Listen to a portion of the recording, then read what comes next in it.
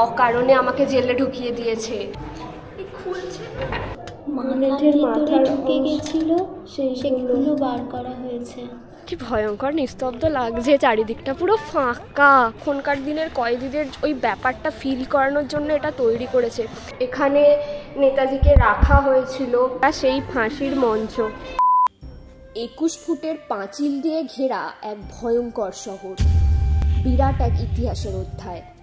ব্রিটিশদের চাবুকের শব্দ আর গুলির আওয়াজ, সাথে নির্মম অত্যাচারের সাক্ষী এই ইটগুলো। আজও তারা কেঁদে ওঠে, স্মৃতিচারণ করে বলে আমাদের স্বাধীনতা সংগ্রামীদের গল্প, দেশের প্রতি আত্মত্যাগ আর দেশের প্রতি ভালোবাসার গল্প। একমাত্র এই ইটগুলোই সাক্ষী ব্রিটিশদের করা পাশবিক আর নির্মম অত্যাচারে। তাদের চোখ দিয়ে এখনও ঝরছে রক্ত, কিন্তু ওই যে কথাতেই আছে, দেওয়ালেরও কান আছে, কিন্তু দুর্ভাগ্যজনকভাবে মুখ নেই। যদি তারা কথা বলতে পারত, তাহলে ইতিহাসের অধ্যায়ে হয়তো কিছুটা পরিবর্তন হতো।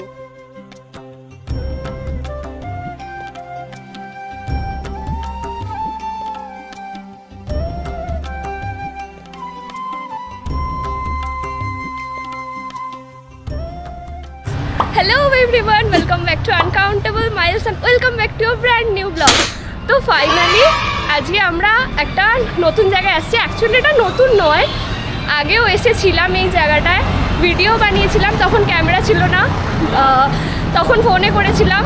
Alipur jail museum. তো আজকে সায়ন আসেনি, আজকে এসেছি আমরা আমাদের পুরনো স্কুল ফ্রেন্ডের সঙ্গে, this Ayantika and this Susu, actually Susmita, আমরা ছোটো করে সেটাকে সুসু করে দিয়েছি। তো চলো আমরা ফার্স্টে মেট্রো করে এসছি, যতীন দাস পার্ক মেট্রো স্টেশনে নেমে 1 নম্বর গেট দিয়ে বেরিয়ে ওই কী বেশ বলে ওই মোড় মাথাটা থেকে ডান দিকে সোজা হাঁটা, 10-15 মিনিট মতো।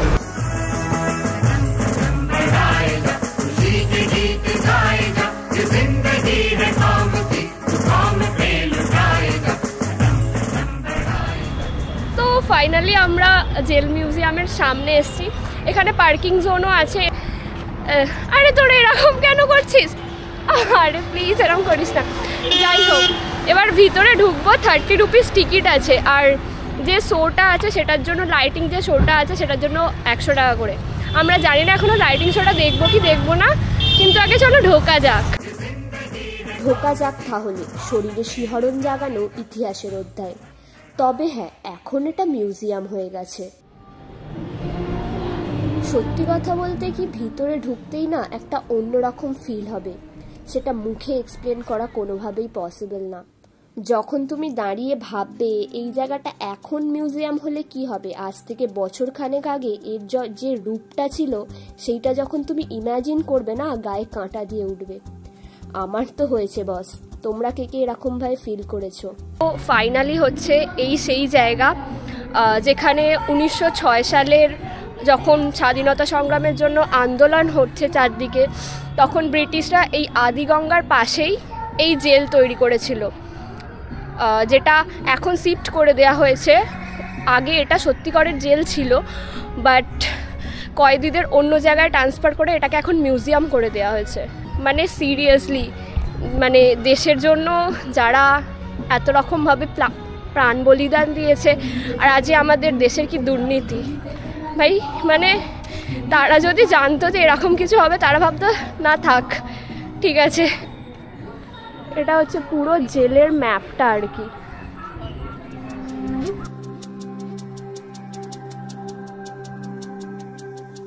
এত সুন্দরভাবে স্বাধীনতা সংগ্রামীদের আত্মত্যাগকে ফুটিয়ে তুলেছে যে এরকম একটা জায়গা আমাদের প্রত্যেক ভারতবাসীরই একবার করে ঘুরে দেখা দরকার, যেন চোখের সামনে ভেসে উঠবে সেই ছেলেবেলার ইতিহাস বই। ঠিক ইতিহাস বইয়ের যেমন এক একটা চ্যাপ্টারের এক একটা কাহিনী ছিল, এখানেও ঠিক এক একটা জায়গায় সুন্দর সুন্দর করে বিভিন্ন রকমের ঘটনা বর্ণনা করা আছে। তো এইটা হচ্ছে সেই জায়গাটা, মানে ভয়ঙ্কর জায়গা বললেও কিছু ভুল বলা হবে না। এটা সেই ফাঁসির মঞ্চ, যেখানে আমরা মানে যারা আর কি আমাদের দেশের জন্য প্রাণ দিয়েছেন তাদের এখানে ফাঁসির, এদিকে এসো, হাসি হাসি পড়ব ফাঁসি দেখবে ভারতবাসী, আমি হাসি হাসি উড়ব। এই হচ্ছে সেই জায়গা, সেই ফাঁসির মঞ্চ। মানে ভাবলেই কিরম গায়ে কাঁটা দেয়, তাই না? এই আলিপুর জেলে যাদের ফাঁসি হয়েছিল এটা সেই তাদেরই তালিকা। এই হচ্ছে সেই জায়গা যেখান থেকে কয়েদিদের দেখানো হতো এই ফাঁসির মঞ্চটা, যাতে তারা এমন কোনো কাজ না করে যার জন্য তাদেরকেও এরম কোনো শাস্তির সম্মুখীন হতে হয়, মানে তারা যেন সেটা দেখে ভয় পায়। তাই জন্য ফাঁসির মঞ্চের উল্টো দিকেই ওই জায়গাটা করা হয়েছিল। কলের বোমা তৈরি করে দাঁড়িয়েছিলাম রাস্তার ধারে মাগো, কলের বোমা তৈরি করে দাঁড়িয়েছিলাম। এটা হলো পোস্টমর্টম রুম। কয়েদিদের ফাঁসি দেওয়ার পর এই জায়গায় আনা হতো তারা বেঁচে আছে কিনা এটা দেখার জন্য।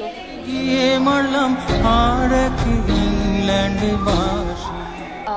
অ্যাকচুয়ালি এটা হচ্ছে সেই জায়গাটা যেখানে কয়েদিদের ফাঁসি দেওয়ার আগে এনে রাখা হতো তাদের শেষ ইচ্ছে পূরণের জন্য। তারা যেটা করতে ভালোবাসতো তাদেরকে জিজ্ঞাসা করা হতো, শেষ ইচ্ছে পূরণটা এখানে থেকে তাদের করানো হতো। এইটা হচ্ছে সেই জায়গাটা। এখানের লকগুলো পুরো এইখান দিয়ে তালা দেওয়া হতো যাতে ওরা কোনোভাবেই লকে কোনোভাবেই যাতে না তাদের হাত পৌঁছয়। বি বাদী বাগ, বিনয় বাদল আর দীনেশ। সেই দীনেশ গুপ্তের কথা মনে আছে তো? 1931 সালে ফাঁসির আগে তাকে এই সেলেতেই রাখা হয়েছিল। এখান থেকে বসেই মৃত্যুর আগে সে তার আত্মীয় স্বজনকে 92 খানা চিঠি লিখেছিলেন। জায়গাটা সত্যিই কি ভয়ঙ্কর টাইপসের, ভেবেই কিরম লাগছে যারা এখানে কয়েদিরা থাকতো তাদের অবস্থাটা।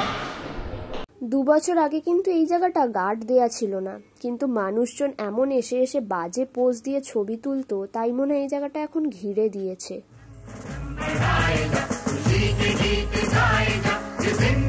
ডক্টর বিধানচন্দ্র রায়, দেশবন্ধু চিত্তরঞ্জন, যতীন্দ্রমোহন সেনগুপ্ত আর নেতাজিকে এখানে রাখা হয়েছিল।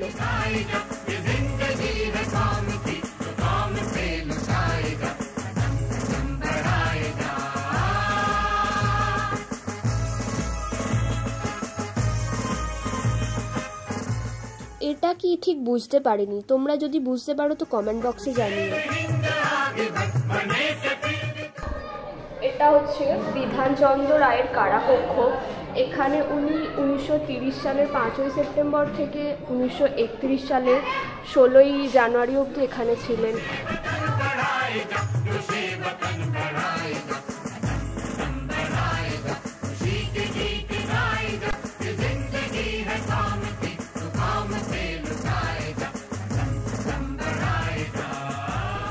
এটা হলো নেতাজি কক্ষ। এখানে নেতাজিকে রাখা হয়েছিল 1930 খ্রিস্টাব্দের 23শে জানুয়ারি থেকে 23শে সেপ্টেম্বর অবধি এখানে ছিলেন নেতাজি। আইন অমান্যের অপরাধে ওনাকে কারারুদ্ধ করা হয়েছিল। এটা ছিল চিত্তরঞ্জন দাশের কক্ষ। ওনার এই কক্ষটাকে ওনার বিভিন্ন টাইপসের ফটো দিয়ে তাই এটাকে মেমোরেবল করে রাখা হয়েছে। এটা যতীন্দ্রমোহন সেনগুপ্তের সেই সেল। মডেলগুলো এত রিয়েল লাগছে না, কি বলবো।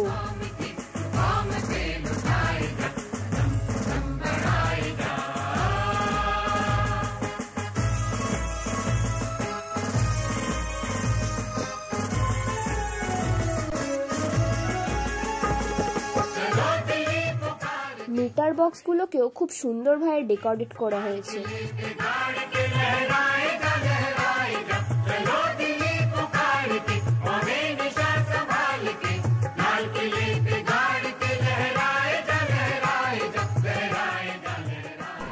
এটা হচ্ছে আমাদের ভারতবর্ষের প্রথম প্রধানমন্ত্রীর কারাকক্ষ, জওহরলাল নেহেরু। এই যে দূরে দেখছো ইন্দিরা গান্ধী বসে আছে, মানে অ্যাকচুয়ালি সেই সময় জওহরলাল নেহেরু যখন জেলে ছিল তখন 2 সপ্তাহ অন্তর 20 মিনিটের জন্য বাবাকে আর মেয়েকে এখানে গল্প করতে দেওয়া হতো। এখানে বসেই তারা দুজন একসাথে গল্প করত।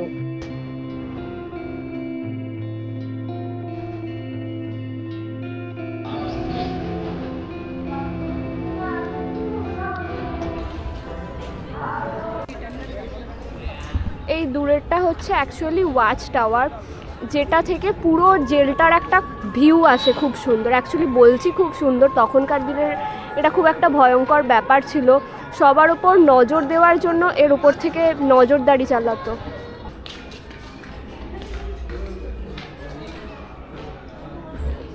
ছবি তোলার জন্য দাঁড়িয়ে আছি, জেলে ঢুকেছে, ওটাই বেটার, ওটাই বেটার। অকারণে আমাকে জেলে ঢুকিয়ে দিয়েছে। খুলছে,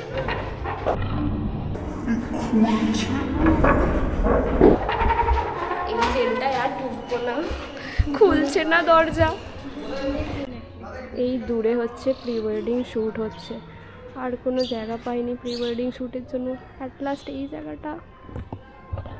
ভাই মানুষ কত টাইপসের হয়, এখানে ঢুকে ভাই প্রি ওয়েডিং শ্যুট করছে, তোর কি কোনো বক্তব্য আছে এটা নিয়ে? না ভাই, এরকম কে করে? সিরিয়াসলি, মানে প্রি ওয়েডিং এর জন্য কি আর কোনো জায়গা নেই? আমাদের কলকাতায় এত কিছু জায়গা আছে, নাম্বার সেল, পুলিশ মিউজিয়াম, কি আছে চলো।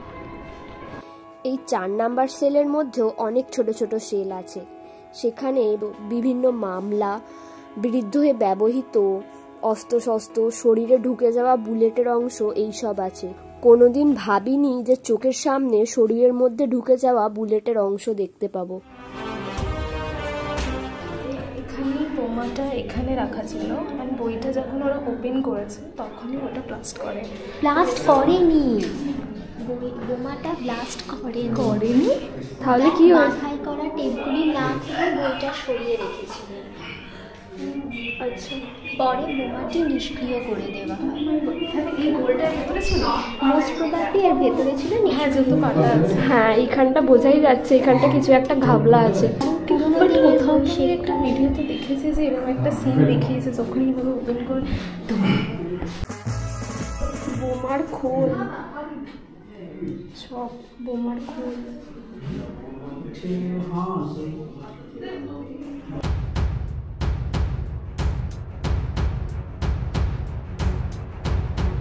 এটা শুধু দেখ, বাইরে যদি বুঝিটা না বেরোয় খুশি।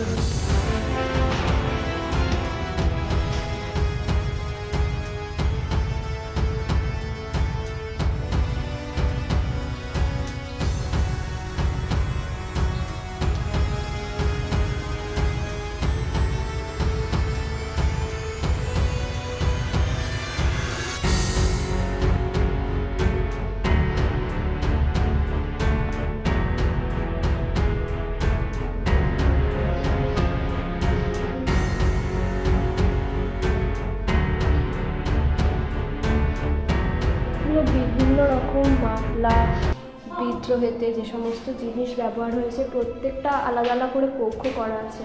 প্রত্যেকটা কক্ষে আলাদা আলাদা রকমের যেসব বিদ্রোহ হয়েছিল, কী কী ব্যবহার করা হয়েছিল, বন্দুক, বোমের খোল বা বিভিন্ন টাইপসের জিনিসপত্র এই দিকের এই সেলটাতে পুরো একবারে ডেকোরেট করে রাখা আছে।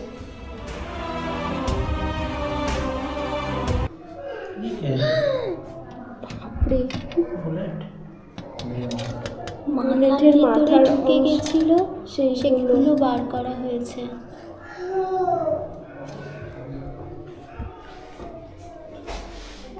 এরকম দেখতে হয়।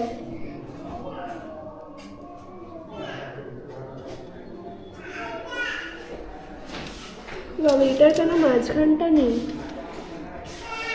খুঁজে পাইনি। এদিকে বিশাল বিশাল বন্দুক। হ্যাঁ, নিখুঁত চেম্বার রিভলভার। এটা আবার কি রে? এইটা কি রাখার জায়গা মনে হয় কিছু। ভাই সাব, হ্যাঁ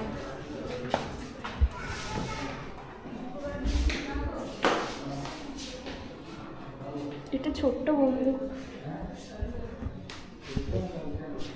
দেখ এখানেও এরকম আছে,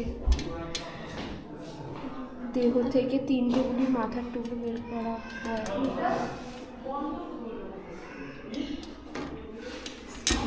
এটা কার? এটা শিবপ্রসাদ। কাহারের দেহ থেকে বাহির করা বুলেট। মানে এগুলো মানুষের শরীরের ভিতর থেকে বার করা হয়েছে এইগুলো। আমার এরকম একটা মিউজিয়াম আমাদের কলকাতায় সত্যি দরকার ছিল। মানে আমরা ইতিহাসের বইয়ে অনেক কিছু পড়েছি যেগুলো হয়তো মানে কোনোদিন চোখে দেখবো সেটা ভাবতেই পারিনি।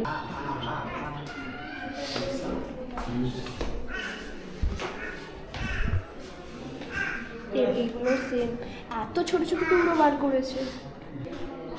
এইগুলো দেখে না কেমন একটা মানে গায়ে যেন কিরকম কাঁটা দিয়ে উঠছে যে ভাবতে বাপ।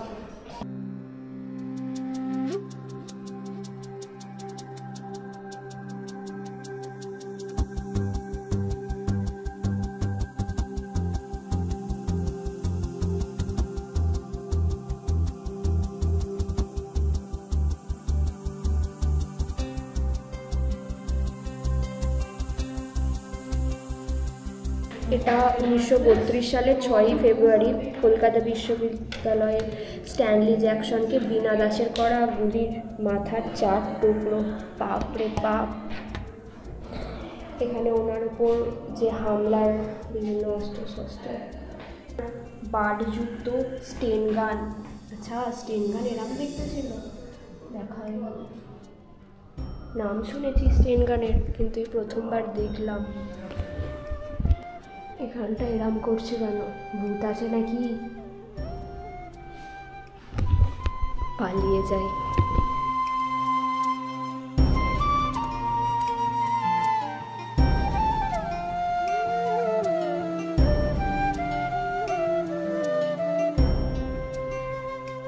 আগেকার এই ওয়াচ টাওয়ার এখন ছোট্ট একটা মুক্তিযুদ্ধের অধ্যায়। মুক্তিযুদ্ধের বিভিন্ন ঘটনা আর বিপ্লবীদের ইতিহাসকে মডেল করে এখানে সুন্দর করে সাজিয়ে রাখা হয়েছে।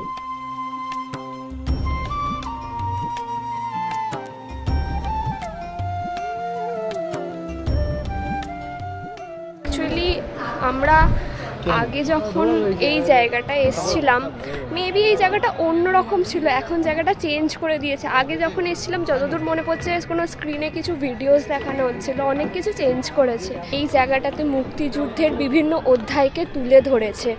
আর এই জায়গাটা থেকেই হচ্ছে পুরো জায়গাটার একটা ভিউ পাওয়া যেত, যেটার ওপর কয়েদিদের ওপর নজর রাখা হতো তারা ঠিকঠাক কাজ করছে কিনা বা তাদের বিভিন্ন কার্যকলাপের ওপর।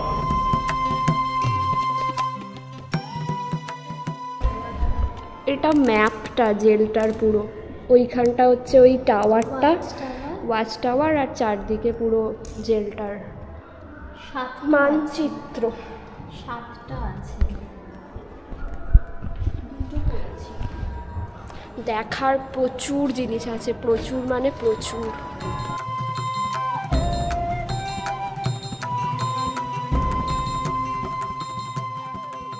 আগের বারে যখন এসছিলাম এটা খোলা ছিল।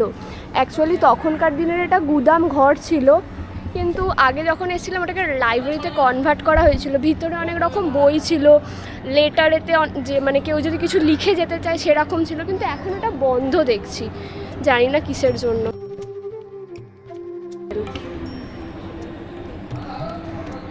এখানে যেটা দেখাচ্ছে সেটা হচ্ছে জেলের কয়েদিরা কিরম কি কাজ করতো, তাঁত কলে কীভাবে কাপড় বুনতো, এখানে সেই ব্যাপারটা আর কি দেখানো হয়েছে।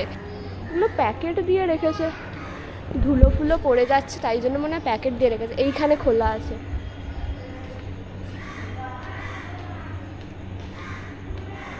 অ্যাজ আ মডেল এখানে সব রাখা আছে, কিরম কী ধরনের কাজ হতো। এই জায়গাটা এর আগের বার সকালে এসছি, কিন্তু রাতেও বেশ লাইটিংয়েও কিন্তু এই জায়গাটা খুব সুন্দর দেখতে লাগছে। এই জায়গাটায় কি আগুন ফাগুন জ্বালিয়ে রান্না করতে নাকি? এখানেও হ্যাঁ হ্যাঁ রান্না করতো, এখানে উনুন আছে। এখানে চৌবাচ্চা।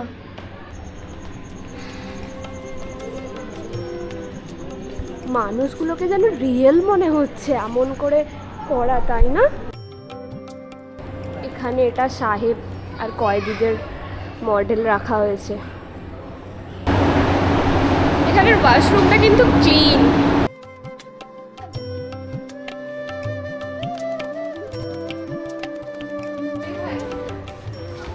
এই জায়গাগুলো পুরো অন্ধকার হয়ে গেছে,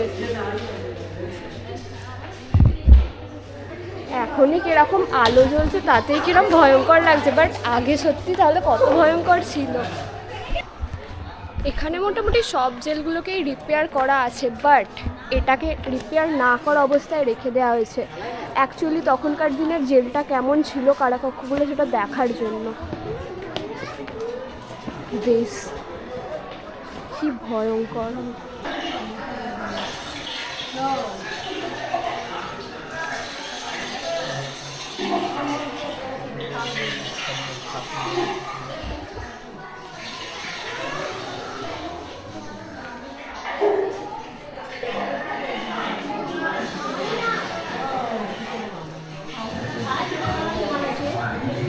এগুলো কিরম রিয়েল লাগছে।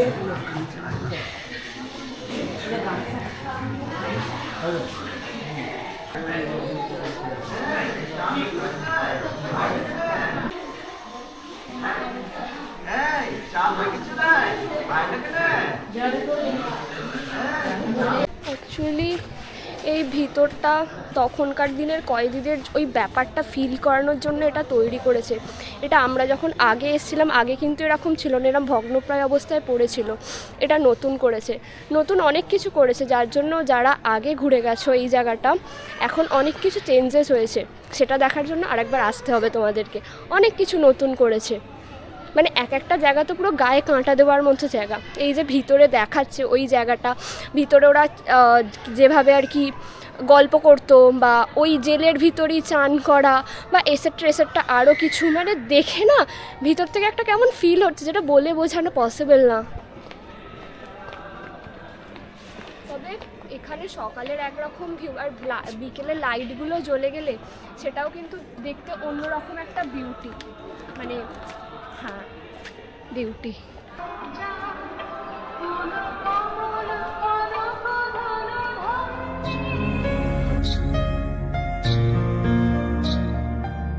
এই জায়গাটা আসলে তখনকার দিনের জেলের কয়েদিদের হাসপাতাল ছিল, আর এখন এটা তাদেরই মিউজিয়াম।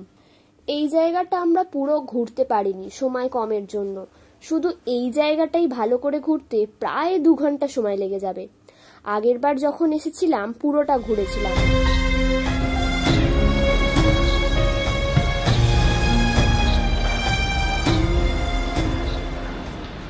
ওইদিকে খাবার দোকানও আছে দূরে ওইদিকে। এখানে সমস্ত বিদ্রোহের কাহিনী আছে, নারীদের সাহসিকতার বিদ্রোহ নিয়ে একটা বিশাল সেল আছে। সত্যি কথা বলতে এই জায়গাটায় না প্রচুর কিছু দেখার আছে। ভিডিওতে এত কিছু দেখালেও হয়তো তোমরা বোর হয়ে যেতে, তাই তার চেয়ে বেটার তোমরা এখানে একদিন চলে এসো, সামনে থেকে দেখে যাও। 2 বছর আগে আর 2 বছর পর এখন দুটোর মধ্যে প্রচুর তফাৎ হয়েছে। 2 বছর আগে অনেক কিছুই ছিল না যা নতুন নতুন এখন তৈরি করেছে। 12,33 কোটি রইল মা তোর বেটা বেটি মাগো।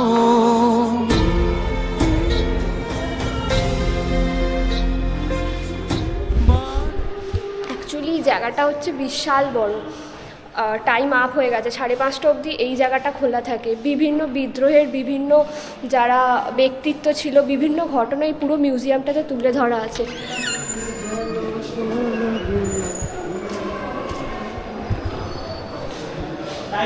Time up. এই জায়গাটায় আর ঢুকতে দেবে না, টাইম আপ হয়ে গেছে। বিশাল বড় জায়গা তো, ঘুরতে অনেকটা টাইম লাগে, অনেক কিছু দেখার আছে, পড়ার আছে।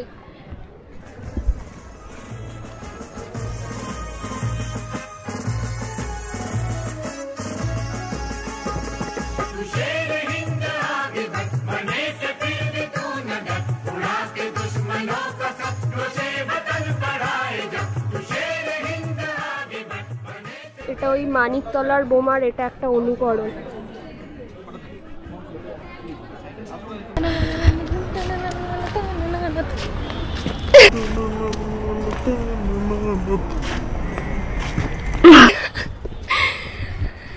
তো আমরা ফার্স্টে ভেবেছিলাম শোটা দেখবো না, তারপর দেখেই নি, এসছি যখন শোটা দেখেই নি। 6টা থেকে একটা শো আছে, আর 7টা থেকে একটা শো আছে 40 মিনিট করে। আমরা 6টারটা দেখবো, 6টারটা বাংলা, আর 7টারটা মনে হয় হিন্দি মনে হয় 7টারটা।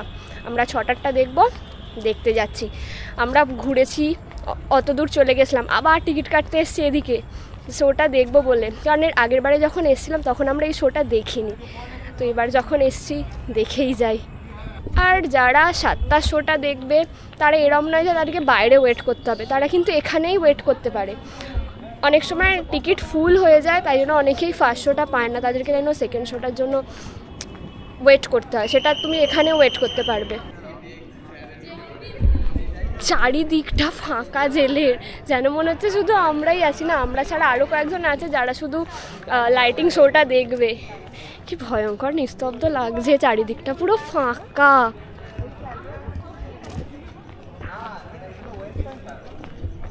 তোর ভয় লাগছে না? নিঃশ্বাস শুকে শুকে তুই ভূতের ইয়ে করছিলিস তো? না, এইদিকে তোর ভয় লাগছে? খুব খুব ভয় লাগছে? হ্যাঁ। এদিকটা কেউ কিন্তু নেই, দূরে কাউকে আমি দেখতে পাচ্ছি না, পুরো ফাঁকা। আগেকার দিনে তাহলে কেমন ছিল ভাই? আগে তো এত লাইটও ছিল না, পুরো অন্ধকার। পুরো অন্ধকার। কি ভয়ঙ্কর, বাপরে বাপ।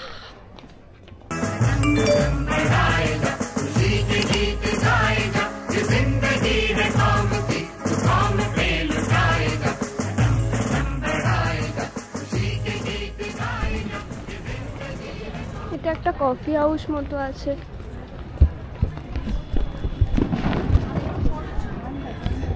তো আমরা যে শোটা দেখলাম, মানে ছোট্টখাট্টো একটা ইতিহাসের একটা অধ্যায় মনে হলো। লাস্টের দিকে পুরো গায়ে কাঁটা দেওয়ার মতো। তো সবাইকে রিকোয়েস্ট করবো যারা এখানে আসছে তারা একবার অন্তত এই শোটা দেখুক। মানে স্পিচলেস হয়ে গেছি ওই শোটা দেখে। এই জেলের সম্পর্কে তো প্রচুর কাহিনী আছে, তার সাথে আমাদের ইতিহাস হিস্ট্রি পুরো আর কি ছোট্ট করে একটা ডেসক্রাইব করা আছে। খুব সুন্দর লাগছে। একটা 6টা থেকে আছে, একটা 7টা থেকে শো আছে।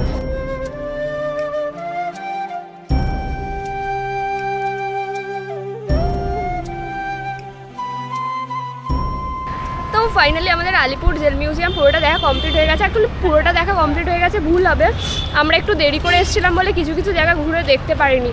অ্যাকচুয়ালি যেখানটা জেলের কয়েদিদের হসপিটাল ছিল ওই জায়গাটা পুরোটা আমরা ঘুরে দেখতে পাইনি। তোমাদেরকে রিকোয়েস্ট করবো যে তোমরা হাতে সময় নিয়ে এসো, কারণ বিশাল বড় জায়গা, পুরো জায়গাটা ঘুরতে পড়ে দেখতে অনেক সময় লাগবে।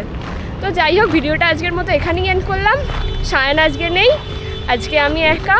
তো ভালো লাগলে প্লিজ লাইক, কমেন্ট, শেয়ার আর সাবস্ক্রাইবটা করে যাও এরকম আরও ভিডিও দেখার জন্য। টাটা।